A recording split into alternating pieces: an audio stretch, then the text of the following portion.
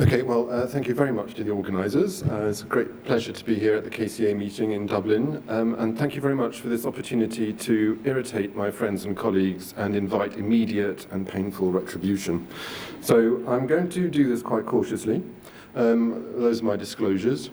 I will try to do this in a positive style, really, because I think it's important to do so. And I've tried to go back to the original slides, really to show what we knew at the time. It's easy to be wise in retrospect, and I don't think that's really what this is about. I think if there are problems that we could have foretold, then they should have been dealt with, and I'm going to try and focus on those issues. So this sort of appraisal exercise isn't always successful. And I think that being positive about it is important. And I think the first thing to being positive is to keep things in perspective. And in fact, without patting ourselves on the back too much, of course, there have been very significant surgical, scientific, and medical advances over the last 30 years, and I think there are likely to be more in the next 10 years. The question is, how do we make the most rapid progress for our patients? And also to do it as efficiently as possible, because there are resource limitations in the companies, in medical practice, and in the number of patients eligible or willing to go into trials. So first of all, how big an issue is this? So this is actually not renal cell cancer data. This is from ASCO this year, though. So Stensland produced an analysis, really, of 8,000 studies, phase 2 and 3, which didn't complete. Some of these reasons are perfectly coherent. So if there was an interim analysis or if there was a phase 2 toxicity signal which was unfavorable, then it is absolutely correct to stop the study. And I don't think those should be counted as failures, but in fact, nearly over a third of the failures were due to poor accrual, which is either due to, well, for some reason it's not attractive either to the investigator or to the patient, and that is a problem. Sponsor decision and funding are also things which could be planned in advance, and I think those are genuine failures. So there are clearly some big issues to deal with here. And I'm actually going to start, because we don't talk enough about surgical trials, I'm going to start with surgery. So we've heard already today about the importance of surgical questions such as nephrectomy. Most obvious, is cytoreductive nephrectomy beneficial, and if so, should nephrectomy or TKI come first? These are important studies to do, and the history of surgical studies suggests they are difficult. As you know, we have two current studies. We've got Carmina, we've got Certime, and they are both, they're both going, but they are tired, and at least one guy has his helmet still on, the other guy looks pretty flaked out to me. So I think we must not create problems for ourselves. We should make studies at least meta-analyzable, or preferably do a smaller number of studies in a collaborative way. If we don't, we risk having multiple failed studies. Staying on the surgical or near-surgical theme, there are lots of adjuvant studies asking, at least as far as the TKIs are concerned, pretty similar questions. Again, we can meta-analyze, and we're planning to do that at least for Source and Assure, and probably, I would have thought, for S-Track and Protect as well. But as you can see, for renal cancer, these are large numbers of patients. And what are we going to find out? Well, we're going to find out what the natural history of the disease is, that's for sure, and that's important, but it's not enough. In an adjuvant setting, 1,000 patients is not an excessive number of patients to look for, and there's only one study which will actually produce more than 1,000 patients given any one particular treatment. So depending on whether we are looking for realistic advantages from adjuvant therapy, we may be asking a great deal of these study designs to produce a significant answer. Meta-analysis will help, but it may not persuade the regulatory authorities, or indeed us as investigators or the patients as the people most on the point. We've already seen some adjuvant data, and the point of this slide is from Ari Beldegrun, and the point is these studies take a very long time. Luckily, 78% of patients are alive at 5 years, and the median disease-free survival of 71 months in a group of patients, which I must say is pretty varied. So using the Mayo or Leibovitz scoring system from 2 to 11, Most of the patients were between 4 or 9 on that scoring system. That's still a pretty wide margin. So I think we'll be wanting to see the full data in due course. But the bottom line is they take a long time, they're hard to do. Is this the right way to do them, or should we think about something more advanced and perhaps more modern? So this is the traditional approach where we do a phase 2 study and then proceed to a phase 3 study. If the phase 2 study is favorable, we don't proceed, obviously, if it's unfavorable. These are done consecutively. You need a control arm for each study, at least for the phase 3 study and arguably for the phase 2 as well. And that's what we do at the moment. There are other study designs in prostate cancer, which I know many people in this room treat. There is the STAMPEDE study, which is an MRC study, a multi-arm, multi-stage study, where you have one control arm and you have multiple questions being asked in any one study. The important thing about this study design is it's very flexible, so you can remove arms which are not performing or are impractical.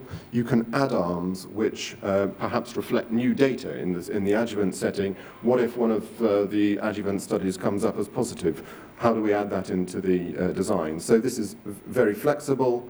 It also has some pragmatic advantages. In any study which takes a long time, you don't really want to start one of these studies in your 50s. So you probably want to spread the management and ownership of this study around, and this gives you the ability to do that, which is really very difficult to do in the traditional approach. If you look at what are the predictors now in metastatic disease of successful trials, and this isn't purely in renal cell cancer, I appreciate that, but in fact the strongest single predictor is a really strong phase 2 signal and a really strong phase 2 scientific rationale. Often the scientific rationale will be closely linked to a predictive marker, such as HER2 or EGFR or something like that. We don't have that in renal cell cancer, and I think this is, as has been highlighted already, our single greatest weakness. And there is so much work going on to try and rectify that, that one's got to be hopeful that we will actually be able to do something in the foreseeable future.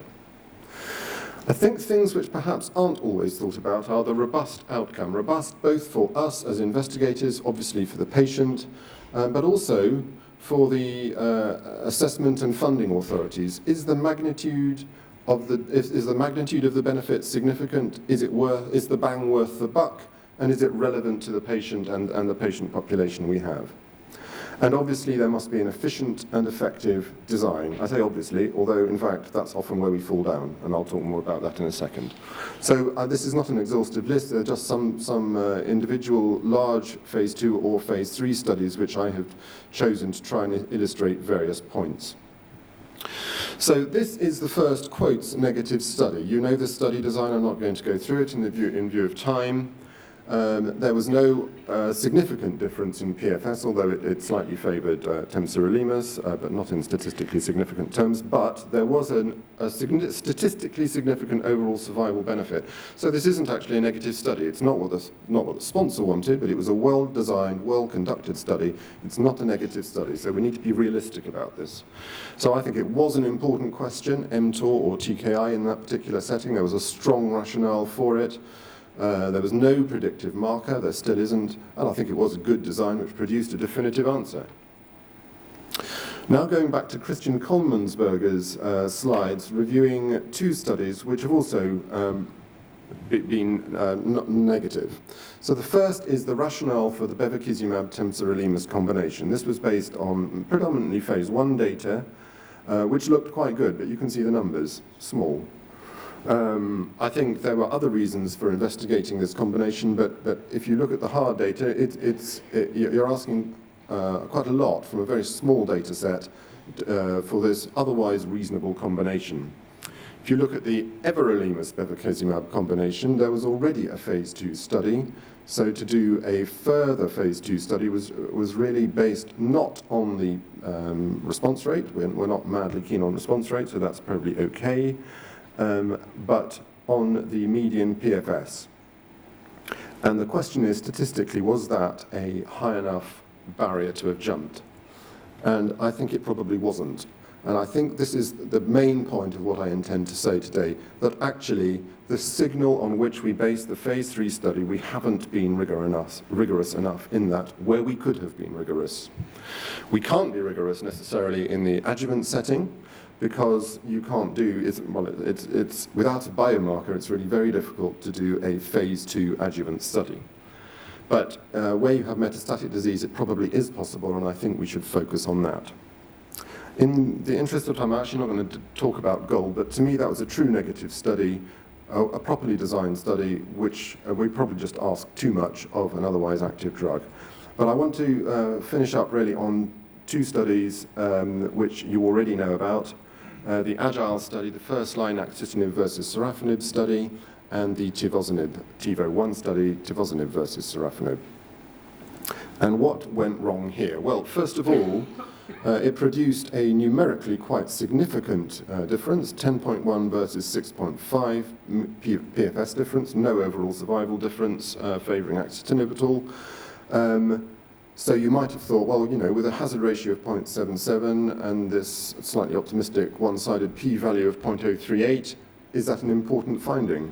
Well, I think most people in this room would feel that axitinib is probably more potent and more active in the first-line setting, but we're asking an enormous amount in their statistical design, a 78% improvement in PFS, and also we are looking at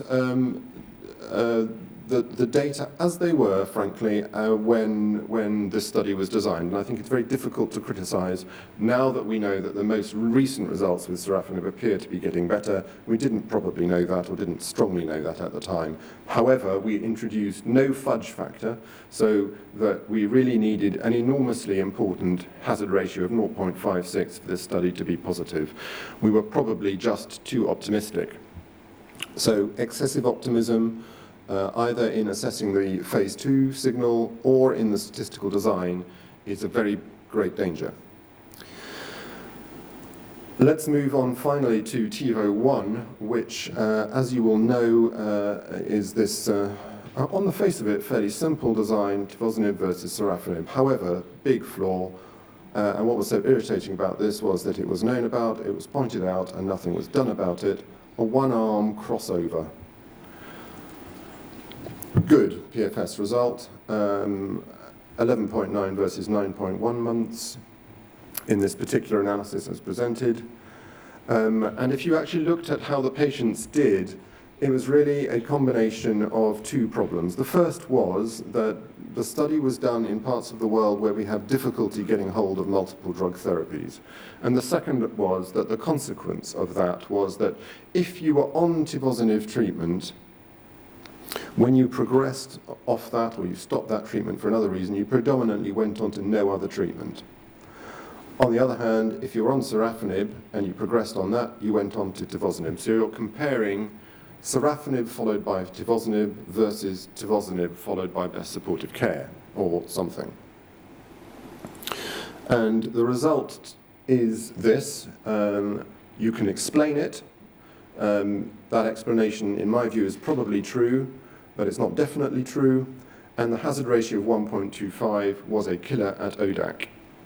And I think this is the sort of design issue which really must be prevented in future. So in conclusion, I do think we need to keep things in perspective. Things are reasonably rosy, but they probably could be better, and we need to help ourselves in difficult situations, particularly, I would say, in surgery and adjuvant therapy. We might make very slow or no progress unless we change our modus operandi. And the main thing really from this talk in harder terms is we must minimize risk and maximize efficiency. We need to think how persuasive the data will be. We need to think what could go wrong with the study more obviously, and I think we don't do that enough. And in particular, we need to foresee the consequences of the design, both in terms of the protocol and also where that protocol is being carried out. They need to be put in the context of where we're actually treating those patients. The strength of phase 2 and scientific rationale, I think we do reasonably well, but actually in statistical terms, many of the rationales for phase 3 studies are not as strong as if you talk to the statisticians, they're often very dismissive of what we have done. So we need realistic statistical designs and realistic statistical assessments of our rationale for doing them. I think we can do that in a couple of ways. I think in phase 2, we can make the signal stronger, actually, by changing the way that we look at the variable. So it's much more powerful. You'll get a much more powerful signal if you use a continuous variable than a dichotomized variable. So for the most obvious example is if we ever use resist, which we don't often now in renal cell, but if we did, you throw away about a third of the power of the study by classifying that into progression, stable disease, partial or complete response. So that means you need to do bigger, longer studies, more expensive, less likely to get done. And I come back finally to the multi-arm, multi-stage design, which I think really does, it's practical, it's working well in prostate. I think we should extend that to various areas in renal cell cancer. Thank you.